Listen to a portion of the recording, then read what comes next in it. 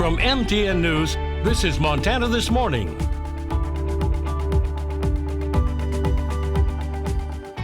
November 8th, I'm Hailey Monaco, here with Miller Robson. Good morning, Miller. Well, good morning, everyone. Very busy in terms of the weather out there. A lot of stuff going on everywhere this morning, so we're trying to keep you updated as much as we can. Let's talk weather. First off was a warmer than average day yesterday. We're going to stay with those warmer than average temperatures over the next couple of days. Maybe some 50s tomorrow and Wednesday, and then will the bottom drop out? Could we have this big blast of cold air coming in? Still some uncertainty on that, but definitely something we want to keep an eye on. Really a big story. The winds, already seeing those winds whipping over there around the western foothills, where all the way through at least tomorrow we could have gusts up to 80 miles an hour. That hasn't really kicked in yet, but that pressure gradient really will start to tighten up as we get into this afternoon through this evening. Also a little bit of a wintry mix, maybe some freezing rain coming out of Miles City. If you're in that area, just watch out during your morning commute. Also some of that stuff down there in the southeast corner of the state. But there's your big story. Just had a gust of 45 in Livingston, and it's going to get stronger. Now, we do have a wind advisory in effect for your area, the Beartooth Foothills as well, until 5 p.m. today with gusts out of the southwest up to 60 miles an hour. But you ain't seen nothing yet. That pressure gradient tightening up, maybe some gusts up to 80 miles an hour moving forward. Rest of the area, including here in Billings, we could definitely have gusts over 50 miles an hour tonight through tomorrow. Temperatures right now, we're mainly in the 30s. We're sitting at 37 right now here in Billings. Feels like 28. Winds out the southwest at about 14 miles an hour. We're going to see some clouds build up today, maybe a slight chance of rain later this afternoon. Our high getting up to 47. So we're going to stay above average the next few days, and then maybe that big cool down by the end of the week. We'll tell you about that, and of course the winds and this winter storm hitting the mountains. A lot of stuff to break down. We'll do that for you as we go along this hour. A lot going on. Whew, all right. Thanks, Miller. Okay. And we are tracking some breaking news that's happening right now in Stillwater County. So details are extremely limited, but we do know that there is a large police presence being reported near Absaroka. Take a look. While the nature of the situation is still unknown, witnesses say they started seeing many police cars in and around Stillwater River Road. Now that's between Absaroka and Nye, starting at around 4 o'clock this morning. We do have reporters working to learn more information about what is going on in the area, and we do have calls out to the Stillwater County Sheriff's Office. So we will keep you updated both on air and online as we learn more. And in continuing coverage this morning, the Yellowstone County Sheriff's Office is investigating a shooting after a man was found bleeding outside a home on Lake Elmo Drive Sunday morning. Homeowners tell us the man jumped their fence and knocked on the door, leaving a blood trail before deputies rushed him to the hospital. Detectives are now working to see whether this connects to a crashed vehicle on Wicks Lane, where the occupants took off, and to possible ties in the Lockwood area. Right now, the sheriff says there's no connection between the victim and the home, and investigators are still piecing together how these scenes fit. Well, the Billings skate park on the south side is making safety improvements after crime in the area has spiked in recent years. As you might recall, new lighting was installed in November after more than a year of fundraising, costing close to $200,000 for the lights and installation. The upgrades come as local nonprofits Pay Love Forward works on a mural project in the parking lot, but vandalism and issues with transient populations staying in the park continue to be a problem. So Billings Skate Park Committee member Peter O'Brien says the lighting is just the first phase of the planned improvements for the multi-million-dollar facility. Very, very cool to see people skating after dark and enjoying, a recreation opportunity that Billings has to offer. And our goal is to build out the rest of the park and make it user-friendly for everybody. A new task force is now meeting with city and nonprofit leaders to address the systematic issues at the popular recreation spot. And in our next half hour, our Isabel Spartz caught up with a family who uses the skate park frequently, asking them how this new update is impacting the community around the area.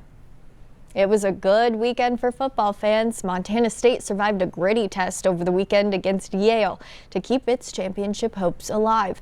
As MTN's Tom Wiley explains, the Bobcats are focused on tightening things up before the quarterfinals.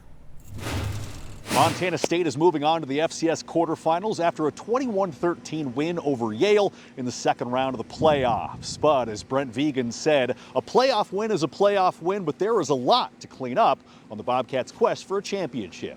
The Bobcats controlled stretches of the game, but it was far from a smooth or complete performance. The offense struggled to find a rhythm, and the defense was tested by Yale's physical ground attack. Head coach Brent Vigen didn't sugarcoat things. I think ultimately that wasn't our best performance. This time of year, it's about finding a way to get yourself another opportunity, and we did that. MSU forced 4 turnovers to stay in front. Defensive tackle Paul Brott said the physicality surprised people who underestimate Ivy League football. They're a great team. Yale was a good team. They're very physical. I mean, you wouldn't think that for the Ivy League. That's what people think. But, yeah, we won the game, but we got a lot of work on. Offensively, running backs Julius Davis and Adam Jones supplied the spark in the second half. Jones' touchdown came just moments after a crucial 4th down conversion. Overall, it was a pretty sluggish day for the offense, and we knew we had to score on that drive, and I was happy they kind of got it blocked up, and I saw a little crease, and I was just happy we got in the end zone that drive. After the game, a confrontation between head coach Brent Vigen and Davis was caught on ESPN's cameras and made national headlines. Davis has since issued an apology on social media, but his backfield partner knows the entire team has to do better. All that extra stuff after the game, that's not how Montana State is.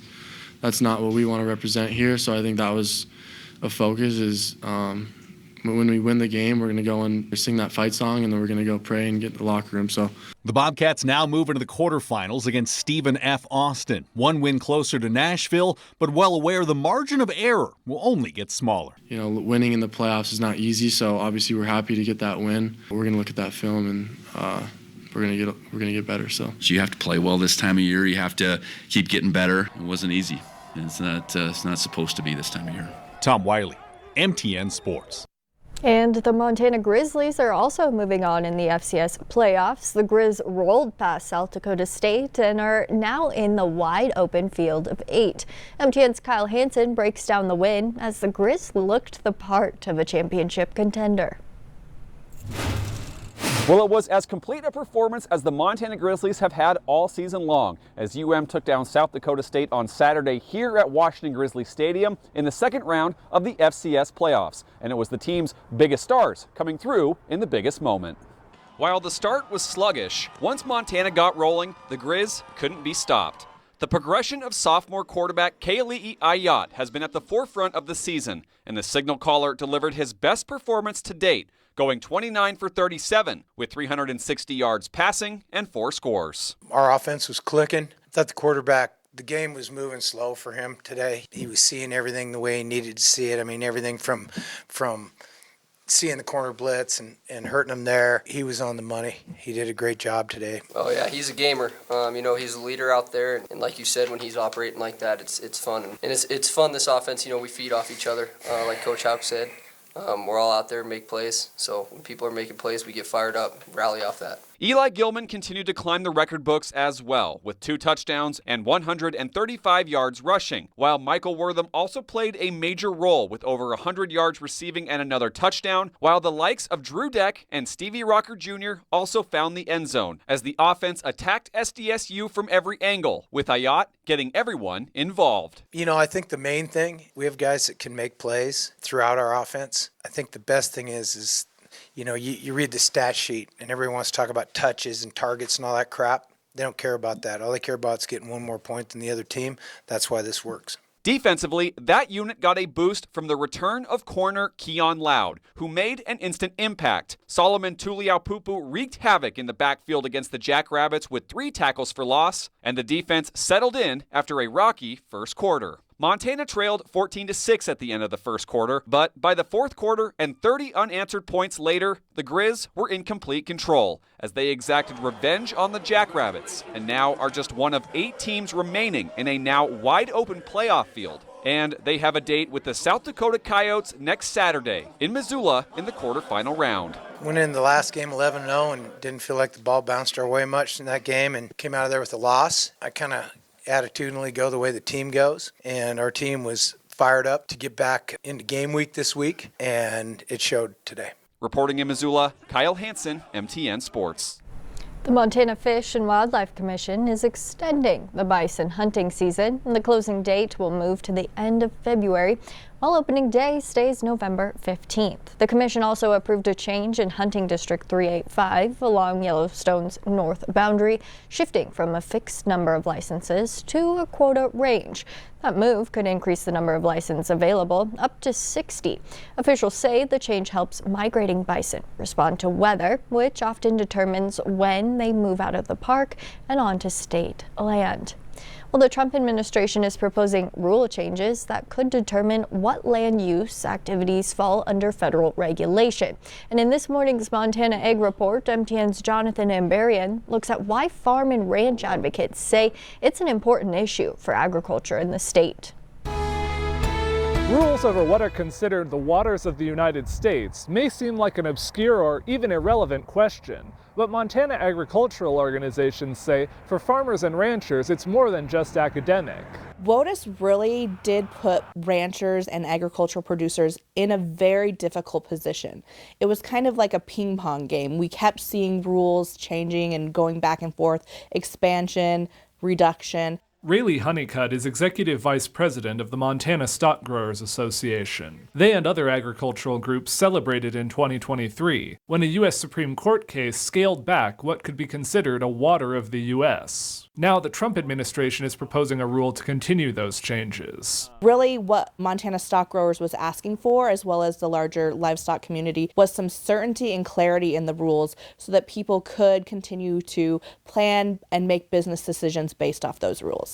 The Federal Clean Water Act says agencies like the EPA have jurisdiction over waters of the U.S., and a wide variety of land use activities there may require a federal permit. Honeycutt says one of the major concerns for agricultural producers was whether federal regulations extended to ephemeral bodies that don't have water all year. At one point in time, we were talking about puddles of water that had standing water on it being navigable and being under the authority of the EPA. And so what we're really seeing is some common sense approach to when there's water standing because it's rained a lot, that isn't necessarily a body of water that should be regulated by the EPA. The administration says they want to focus enforcement on, quote, relatively permanent waters. Not everyone is happy with what they're proposing. This narrow interpretation isn't based on science. It's based on essentially a wish list of how can we do as much as we want everywhere. Guy Alsenser is executive director of the environmental group Upper Missouri Waterkeeper. He says the new proposed rules scale back clean water protections farther than what the Supreme Court required. If you care about clean and healthy water, you can't just care about the river, you got to care about all of its arteries, which is to say its headwaters and its wetlands. Alsenser believes the impacts of a more restrictive waters of the U.S. rule on farms and ranches has been overstated. Federal law has never said a family farmer can't do what they need to do to support ag on their land. What federal law has said is the big industrial scale operators, you got to take responsibility for your pollution. The EPA will be accepting public comment on changes to the waters of the U.S. rule through January 5th. You can find more information about the rule and how to submit your own comments on our website. In the Helena Valley, Jonathan Ambarian, MTN News.